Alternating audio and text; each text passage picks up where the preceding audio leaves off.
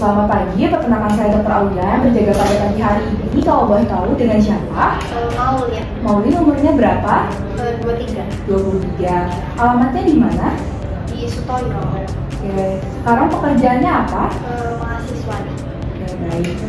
Untuk sekarang keluhannya apa kalau boleh tahu? Jadi kalau sekarang itu ada double gitu dok.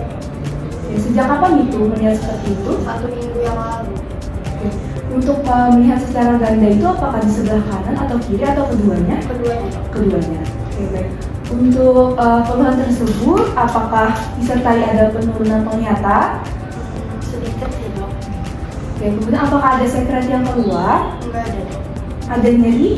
Enggak juga. Tidak ada. Untuk keluhan seperti ini, apakah sudah pernah diobati? Belum pernah. Belum pernah. Kemudian untuk keluhan yang dirasakan ini, apakah baru pertama kali? Iya, Baru pertama kali. Untuk penyakit lain, apakah ada hipertensi, diabetes? Enggak ada. Nggak ada. Untuk keluarga, apakah juga ada yang pernah mengalami keluhan seperti ini? Enggak ada sih dok. Untuk penyakit lainnya? Enggak ada juga. Oke, baik. Tadi berarti untuk keluhannya itu melihat ganda ya? Iya. Kemudian untuk penglihatan itu apakah munculnya itu secara perlahan-lahan atau mendadak? Mendadak dok. Mendadak. Oke, baik. Berarti untuk keluhannya cuma penglihatan ganda, tidak ada keluhan yang lain ya? Oke, untuk memastikan keluhan lagi, nanti saya akan melakukan beberapa pemeriksaan yang mungkin terasa sedikit tidak nyaman. Tapi saya akan meminimalisir ketidaknyamanan tersebut. Apakah bersedia? Bersedia dok. Oke, baik. Dipersilakan untuk menuju bag pemeriksaan sambil saya menyiapkan alat dan mencuci tangan terlebih dahulu.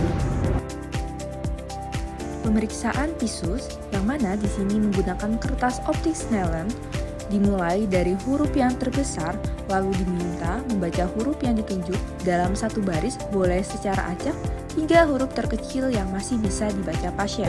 Oke, baik. Selanjutnya di sini kita akan melakukan pemeriksaan visus menggunakan optik Snellen. Jadi pasien itu berjarak 6 meter.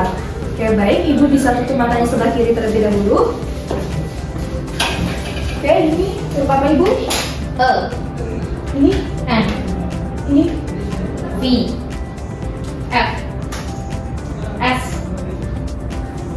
C, E, O, H, P, H. Oke, baik. Pemeriksaan sudah selesai. Karena pasien bisa membaca sampai paling bawah, berarti visusnya normal. Oke, baik. Selanjutnya kita akan melakukan pemeriksaan lapak panjang. Ibu nanti matanya boleh menatap ke mata saya. Ibu bisa tutup mata yang sebelah kiri. Nanti saya akan menggerakkan jari saya. Oke, bisa dimulai Bu. Apakah bisa terlihat Bu?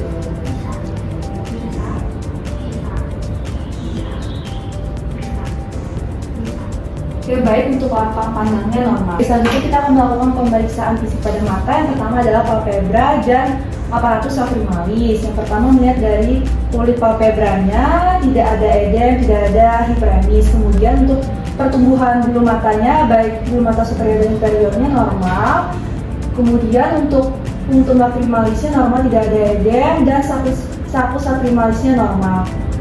Pemeriksaan segmen anterior, yang pertama, ibu bisa pandangannya lurus ke depan. Pertama melihat konjungtiva bulbinya normal, kemudian konjungtiva superior dan inferiornya bisa melihat ke bawah,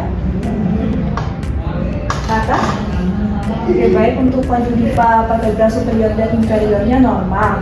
Oke, selanjutnya melakukan pemeriksaan menggunakan senter dari depan, kemudian dari samping, dan dari samping ke depan, dan ditutup dari samping ke depan. Hasilnya untuk korneanya, KOA, pupil, dan lensanya normal. Untuk pupil direct dan indirect normal, dan untuk lensanya tidak ada kekeruhan. Dalam pemeriksaan tekanan bola mata, ibu boleh menjamkan matanya menggunakan jari telunjuk dan jari tengah. Kita rasakan apakah ada fluktuasi. Oke, sudah Ibu. Untuk hasilnya, untuk tekanan bola matanya teraba kenyal.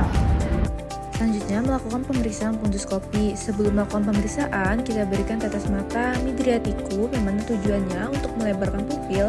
Kemudian setelah diteteskan, kita tunggu 15 menit agar pupil melebar secara maksimal. Untuk pemeriksaannya bisa dilakukan dengan cahaya yang redup.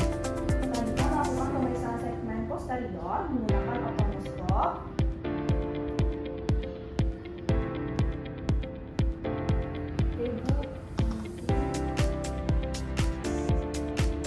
Hasil pemeriksaan yang dapat ditemukan oleh pemeriksa itu yang pertama adalah diskus atau papil nervus dari optikus, pembuluh darah retina yaitu arteri dan penanya, dan makula dan popea.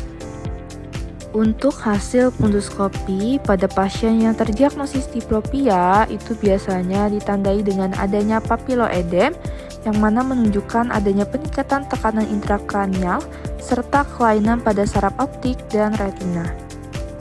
Untuk penyakit mata yang lain, misalnya pada pasien yang terdiagnosis miopia, itu akan mengalami perubahan pundus, yaitu pundus trigrade dan miopia crescent.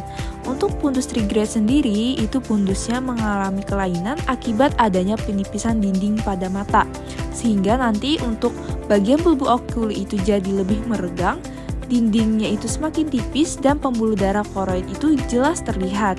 Nah, sedangkan pada miopia crescent itu dia karena adanya tegangan yang berlebih sehingga terbentuk adanya bulan sabit. Kemudian pada pasien yang matanya katarak itu hasil punduskopinya menunjukkan adanya kekeruhan pada lensa yang mana nanti akan mempengaruhi dari refleks pundusnya. Selanjutnya pada pasien retinopati diabetik biasanya hasil punduskopinya ditemukan itu ada mikroaneurisma, jadi pembengkakan kecil pada pembuluh darah retina. Nah, kemudian ada dot hemorrhage, jadi dia peradangan yang berbentuk titik yang lebih dalam di retina. Ini biasanya menunjukkan adanya kebocoran darah dari pembuluh yang rusak. Kemudian ada plain shape hemorrhage, dia peradangan berbentuk garis tipis yang memanjang. Kemudian ada splinter hemorrhage, dia peradangan kecil yang tampak seperti garis halus, biasanya dia tuh muncul di sekitar mikroaneurisma. Kemudian neurovaskularisasi retina, pembentukan pembuluh darah baru akibat dari iskemi. Baik, untuk pengaturan dari optomoskopnya itu tergantung dari keluhan pasien.